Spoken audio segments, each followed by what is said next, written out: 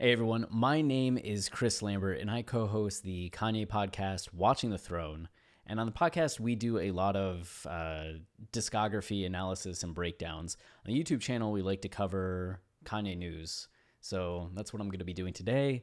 Since Coachella performance is coming up just days away, we're going to get Sunday service at Coachella. So I thought that we could do a bit of a retrospective. I actually just wrote this article for Forbes, my second Forbes article, about Kanye at Coachella 13-year history. And I went through each of the performances from 2006 to 2011, the surprise performance in 2015, to the attempted performance in 2016. So I thought we'd talk about that today, just in case you weren't aware of some of the history leading up to this 2019 performance. And if you want to help your boy out, go ahead and go to Forbes and click on this article because that's helpful. And one of the quick things that was kind of exciting is this was posted to our Kanye, and you can see bringing in fill sand to build Kanye West's stage on. These are speakers they put into sand and then cover with grass. So Coachella's, the Sunday service performance at Coachella, we were told is going to be on a hillside away from the typical festival grounds. So we're actually getting speakers put into the hillside, which is insane. Like the hills will literally be alive with music. Crazy. I can't wait to see what this performance is like. A reminder too that the live stream is on Sunday. It starts Pacific time at 9 a.m. If you're in the Eastern time zone, that is 12 p.m. And there'll be a live stream available on YouTube. So be sure to check that out. So Kanye's first appearance at Coachella in 2006 was a bit of a surprise. Up to that point, there hadn't really been a rapper on the main stage. I mean, I say that, but right before Kanye went on stage, Common went on, and Common's very much a rapper. But at that point, Common was 16 years into his career or something, 14 years into his career. He was a little bit of a nostalgia act. Kanye, being this person that had just entered into the zeitgeist, having 2 albums and really just being 2 years into his career and having the acclaim that he did, he had just come off of his second win for Best Rap Album at the Grammys, while also being nominated for Best Record and Best Album of the Year overall. So there was a lot of hype around Kanye at this time. And Coachella at this time had also been known primarily as a rock festival, right? It had been a place where a lot of epic bands had gotten back together for reunion shows, which had started to raise the profile for it. It almost failed in 1999 after its first year. They took a huge loss until they kind of started going and found their footing. For Kanye to be added to the main stage, it was really a big deal. And actually that weekend, he drew a larger audience than anybody else aside from some of the headliners. And that really went on to change how Coachella started booking the show, because they saw that this rapper, this hip-hop artist, was bringing in as many people as he brought in. And when you look at the performance, there's not going to be any sound because we just got a copyright strike for the shoot-up video that I did. So if you get 3 strikes in a month, your channel's taken down. So I'm just going to leave this on mute. But you can see the visuals, and that Kanye on stage, it's a very straightforward performance, which at the time, Kanye wasn't known for his big festival or tour performances, right? There wasn't this merging of performance and art the way that we would end up seeing with Kanye. It's just him on the stage bringing that energy that Kanye brings to the stage, really performing, looking fly, but really delivering.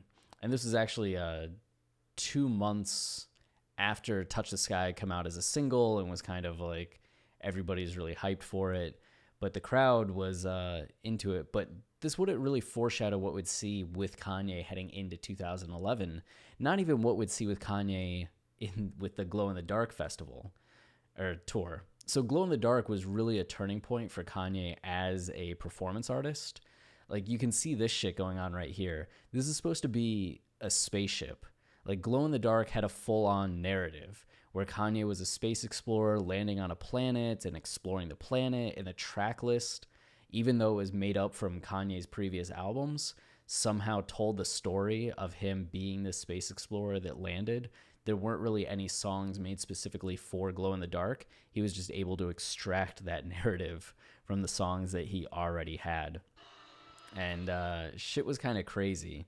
You can see that he had these big screens that added to this sense of being on a spaceship going along with this. There was a lot of like fog machines and lights and like a narrator, and he would interact with a computer named Jane. Reviews for it were really good, and people still talk about it to this day as this like hugely special concert experience that they went to. What's sad is I think it kind of got lost in the shuffle because as popular as Kanye was at this time, this was so far before the viral aspects of the internet. Like you had viral YouTube videos, but they weren't the same thing. And Facebook sharing wasn't the same thing. Twitter sharing wasn't the same thing. If this concert happened today, I think it would have the legendary status that the St. Pablo tour kind of took on. There's more to it than this. This video only covers 3.5 minutes of what was a visually insane concert. But those bold ideas that Kanye brought to the table there made their way into his Coachella performance, which actually ended up having like women dressed in Phoenix attire from the My Beautiful Dark Twisted Fantasy movie. And the Runaway movie. I should actually set this up a bit more. So heading into Coachella, there was a bit of a still polarizing feel about Kanye because this was only 2 years removed from the Taylor Swift incident where Kanye went up onto the stage during the VMAs and said, I'm going to let you finish, but Beyonce had one of the best videos of all time. That made Kanye the most hated artist in America. And he was actually supposed to do a very elaborate co-headlining tour with Lady Gaga called Fame Kills, which just the name alone is so exciting. And we never got that because Gaga, in the wake of everything with Taylor Swift, just canceled the tour. Such a shame. So Kanye took his time away from everybody. He went to Hawaii, he went and interned at Fendi, he traveled and spent time in Paris and all over the place, and started making My Beautiful Dark Twisted Fantasy. And that eventually released at the end of 2010 with the Runaway movie coming out the month before, October, and the album was in November. And immediately the response was like, okay, we forgive Kanye. Like, okay, Kanye's an asshole, but like, he makes great music, doesn't he? And the guy behind Coachella felt kind of the same way. He heard My Beautiful Dark Twisted Fantasy and was just like, oh, okay. And actually reached out to Kanye's agent and said that we want to have Kanye headline Coachella, which the guy said it was a bit of a risk in retrospect, and even at the time he knew, because Kanye's last kind of headlining performance was in 2008 at Bonnaroo, and there are a lot of stories from that time and how horrible it was. Kanye was supposed to go on at like 11 p.m. or something, and he didn't go, or maybe it was like 9, and he didn't end up going on until 3 a.m. Or 4 a.m., and a lot of the show was really light heavy, but because the sun was starting to come up, it just washed out what was all the effects of the show. People were really pissed at him. There was a lot of anger and resentment, which was why Kanye wasn't at a lot of festivals between 2008 and 2011, especially with the rise of him being looked at as this egotistical asshole figure, cemented then by the Taylor Swift incident. But with the Glow in the Dark tour under his belt and My Beautiful Dark Twisted Fantasy in hand, and everybody so excited about it, Coachella gave him this opportunity to headline, and Kanye really showed out for it. This concert, or this performance, has really gone down as being very influential for festival performances because it was one of the first ones to really have that creative flex to it, right? Where it wasn't just about the insanity of the music, right? Like, oh, there was this extended song, or oh, there was this cover I've never heard before. It wasn't anything like that. It wasn't a reunion. It wasn't great guests that showed up and you're like, we would never get this any other way. it was a full-blown art show on stage. It had a 3-act structure. Kanye had themes that he was going with, motifs. Like, there was a story being told where it started out much like My Beautiful Dark Twisted Fantasy, with this ego really showcasing Act 1 before getting more and more alienated and lonely. And it was funny because some of the criticisms from journalists at the time was that you would expect at Coachella, especially with all the guest features that My Beautiful Dark Twisted Fantasy had and that Kanye has just had throughout his career, that him headlining for 2 hours, there was going to be all these guests that would come out on stage, Jay-Z, Rihanna, like who else would be on stage with him? And it was just Pusha T and Justin Vernon. Those were the only 2 other people that showed up. So a lot of journalists were complaining that you only got Kanye for a lot of the show, but that was kind of the point of My Beautiful Dark Twisted Fantasy, and the point of what Kanye was going for at the time was this isolation that he was feeling. And you end in Act 3 here with a 15-minute performance of Runaway, as well as an extended portion of Lost in the World, and then finally Hey Mama, which, my goodness, what a way to end the show. But you can see the staging here, right? You have this giant Greek frieze that's actually based on something famous, but he took it and blew it up. You have the women wearing these outfits. Earlier in the performance, there's women dressed as the Phoenix, as I mentioned earlier, from the Runaway movie. That's part of Act 1. And then you have this come out, and eventually Kanye comes back. Oh man, it looks so cool. And he's wearing a superhero outfit, right? He's got the red on, and he's standing there and just runaway, hitting the one note. Man, so a ton of journalists, despite the criticisms, hailed it as this incredible concert, this incredible experience. Like, Kanye just set the bar. It's gone on to be considered one of the best Coachella performances of all time, and highly influential for how people like have raised the bar for these artistic performances at Coachella. Most recently, an example of that being Beyonce, who Beyonce really saw what Kanye did and was like, I'm going to do it more. I'm going to do it better. And Coachella really was this impressive feat. So much so that today they just released a 2-hour documentary that's just her Coachella performance, as well as a live album from the Coachella performance, which kind of takes this idea of the creative flex at Coachella to the next level, as Beyonce is just cementing her place and really actively defining it as one of the greatest Coachella performances of all time, which is something that if I think Kanye's performance happened today, like this one right here, he would be doing the same exact thing, like blow it up. And that's actually, I guess I'll get to that in 2019, but what he wanted to do after Beyonce, it just flexed how she flexed.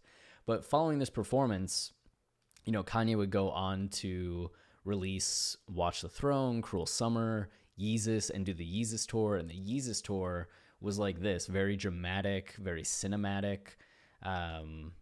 Had a whole narrative that played out. There was a mountain, there was a demon on the mountain, all these cool things. But Kanye himself would return to Coachella in 2015, but not as a headline, not as a headliner. He actually came out during the Weeknd set while the Weeknd was headlining, and he played a few songs. He did Good Life, Don't Like, Don't Like, and then Black Skinhead, All Day, and I think that was it. He was just out there for maybe 10 minutes. And the Weeknd transitioned really well. Like in the middle of his set, he just starts singing Heartless, right? And everybody's like, okay, cool, we're getting a Kanye cover during this. And then Weeknd walked off the stage, kind of like, what's going on? And then you hear Good Life start playing, and you hear Kanye's voice, and there's this moment of the crowd being like, okay, wait, that's Kanye's voice. That's not just a recording. And then Kanye hits the stage, and everybody goes fucking wild. But this actually foreshadowed, because I don't think at this point there had been any collaborations between Weeknd and Kanye. This would foreshadow then them working together on The Life of Pablo, specifically FML, Weeknd doing the outro on that. And as we recently found out, the album Starboy, which was Weeknd's like huge breakout album, there's a song All I Know that was initially supposed to have Kanye on it. The leak just occurred this week, and the 6-minute version of the song that had Kanye came out, which didn't come out. It's just available to find on the internet. But the final version of the song ended up featuring Future. But it was cool to just have this moment where everybody's kind of excited having Kanye West on stage. And that was it for 2015. At 2016, Kanye actually tried to hit the stage, and this is after Life of Pablo came out. He tried to go on stage with A$AP Rocky and perform Father Stretch My Hands Part 1, A$AP Rocky. And the mic wouldn't work. So there are all these technical difficulties, and Kanye was eventually just like, fuck it. So guest appearance number 2 did not go so well, but it did lead to this video where Kanye and Tyler, the Creator, end up doing a race. So you can see Kanye there and Tyler next to him. And they just did a fucking race.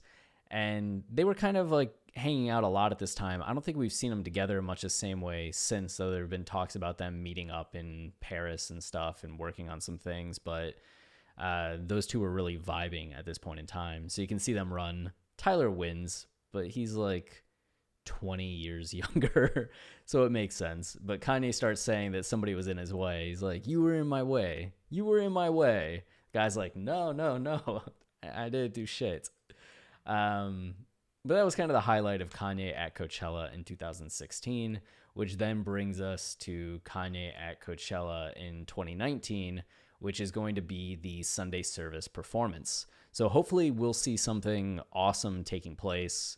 I mean, hopefully we will see something awesome taking place in the hills of Indio, California. I don't know how you actually say it, but be sure to tune in. I feel like it's going to be something. Oh, wait. 2019, Kanye was supposed to headline, actually. It came out in January, which I think it leaked in October that they were talking to Kanye about headlining, which is kind of really fitting because 2018 was very similar to Kanye's 2009, right? That he once again became this polarized figure that dominated American pop culture. In 2009, it was just the Taylor Swift incident that really defined it.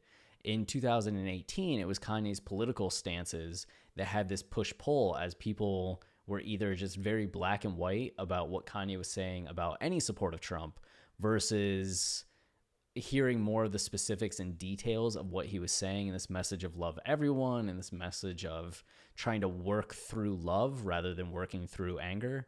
Some people didn't want to hear that at all.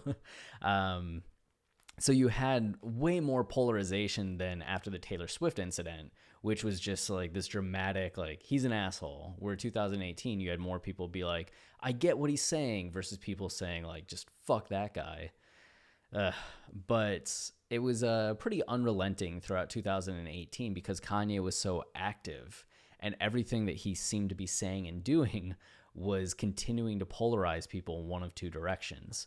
So for Coachella to once again say, you know what, we're going to have Kanye headline, I think kudos to them because I feel like there's a lot of people that started backing away from Kanye. Like, oh no, this is too hot of a topic or he's too controversial right now. We saw what happened on Saturday Night Live where they seemed to book him and then have a lot of regret for booking him. As for the next couple weeks on their show, they really like mocked him and took him to task for his time at the show because he tried to give a speech and they did not like that.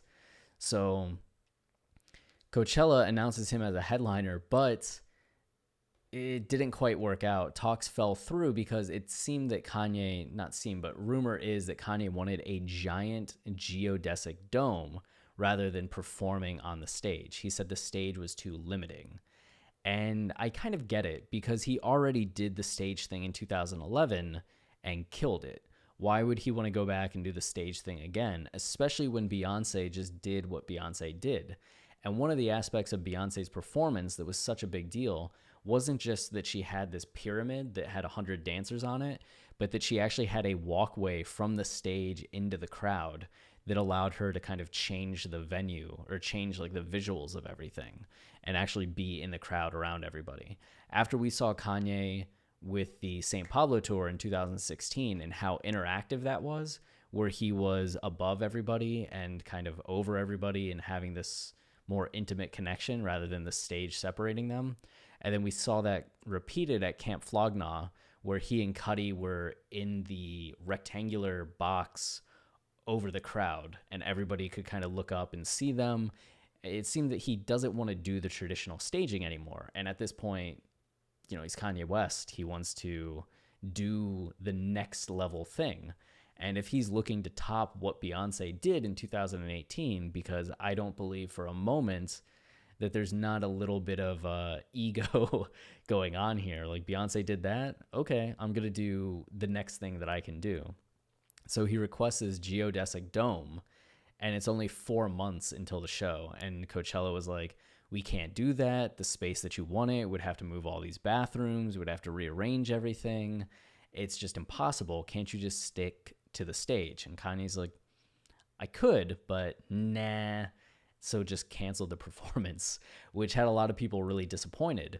But right around that time was when Sunday services started, which every Sunday Kanye has been doing this rendition of his songs and gospel songs and other people's songs in a very church choir way. And it's happened, every Sunday since January 4th or something, or January 6th, which it's been awesome to watch it develop and progress. And this is going to be the first public showing of Sunday service that has ever happened. We've just been getting Instagram videos from the private invite-only group that has been able to attend each week, which changes, right? You have to be the friend of somebody that's going in order to go. So that's how people get there, which is cool because they're pretty open about sharing videos on social media. But at the same time, we still don't really have like a whole performance. We're getting these 30-second clips, 1-minute clips. I think the longest I've seen is just 2 minutes. So it's going to be cool to see the full thing play out. The Sunday service choir is called The Samples. You can actually find them on Instagram and follow them, which is kind of cool. But this is going to be pretty exciting, as when talks resumed, Coachella was just like, okay, we're giving you this hillside, as you saw in the photos, and just do whatever you want. You're at 9 a.m, like, build whatever, like, go to it. So Kanye, especially in the wake of 2018, using Sunday service as kind of this very therapeutic means of creating music and being in touch with music weekly and being in touch with people and in nature. A lot of the Sunday services have taken place outdoors. It's really quelled a lot of the tensions from 2018 and just had people, much like My Beautiful Dark Twisted Fantasy did, excited about the music. So there's a lot of positive energy heading into this Coachella performance, and it's going to be unlike anything Coachella has ever seen before. And it might be, just like 2011, something that's making these lists of greatest festival performances ever. So we should all be very excited about that. And with that said, I think that ends what I'm going to say. If you want to support the channel, the easiest way is just to like, subscribe, comment. All of those things tell YouTube that this is a worthwhile channel, and then they show it to more people, which then helps us get subscribers and earn a little bit more money. I think we get for every 1,000 viewers, we get about $1. So if you're ever curious about how the algorithm works, sometimes we get $2, but usually just $1 or less. So any views, any subscriptions really help elevate that number. So appreciate that. Appreciate you watching. You can follow us on Twitter. This is where a lot of our Kanye conversations take place. You can see I have made 51,000 tweets, which I never thought I would ever do in my entire life. So you can follow us on there. And then also our podcast is on Apple, iTunes. It's on Spotify, wherever you listen to podcasts. Our most recent episode is Through the Wire, Mr. Unbreakable. We go line by line and explain the narrative and thematics of that song and how it plays into the story of whatchamacallit, College Dropout. That's what you call it. And then just on Tuesday, in a few days, we're going to be releasing the Fade episode, which I think you're going to like that. There's a lot to take away from there. And we also wrote a book on Yeezus. It's at once a kind of scholarly deconstruction of the lyrics and the production, written by myself, my co-host Travis, and then Donald from The Most Unruly, and Martin from Rap Analysis, Martin Connor from Rap Analysis. So if you want to support the four of us, this book is the way to do it. It is the ultimate book on Yeezus. There's nothing better, and it's full of original art by Fabian Louis, who did this tremendous job of really capturing the feel and aesthetics of Yeezus in a very unique and original way. So this doubles not just as a kind of scholarly book that a college class would assign you, written in like a very conversational way, much like this video is, but also a coffee table book that you can just kind of look through and enjoy. So if you want to help us out, that book is also a means of doing that. If you have any requests for content, go ahead and leave a comment below and just keep pestering me. I need to be pestered. But if you have any requests, let me know. And until next time, stay wavy, keep it loopy, and we shall talk soon. Got to follow my mouse down to the stop recording button. See ya.